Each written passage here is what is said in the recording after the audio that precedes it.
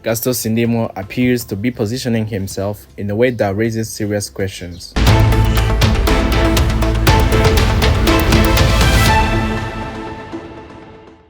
The citizen media outlet ISOMO, which is close to intellectual circles and former high-ranking state officials, is closely following the situation. Some accuse him of being paid by Rwanda to defend its interests among Burundians in Burundi. There are voices calling for him to be questioned and to provide clear, in-depth explanations so that Burundians can better understand his intentions. His statements give the impression that he's primarily seeking visibility. Some even view him as an opportunist, shifting political positions to serve his own interests rather than standing on principles and truth. Others believe his behavior may be driven by financial interests to the point of disregarding facts in order to protect his sources, particularly from Rwanda. This has led him at times to contradict well-documented reports by international experts who used advanced methods to investigate alleged abuses linked to the Rwandan army in the Democratic Republic of the Congo. Notably, Gaston Sindimwo denied the presence of Rwandan troops in Congo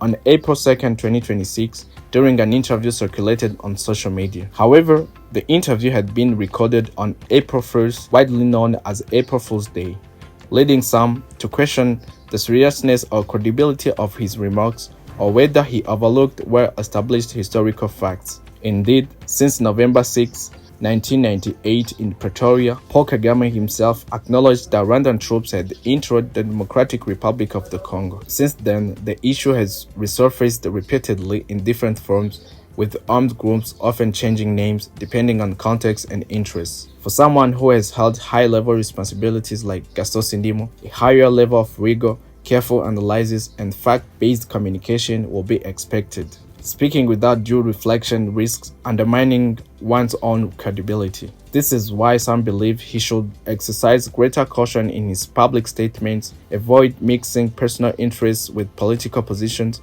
and preserve his credibility and respect among Burundians, even as part of public opinion now views him as increasingly lacking seriousness, like ex-crot.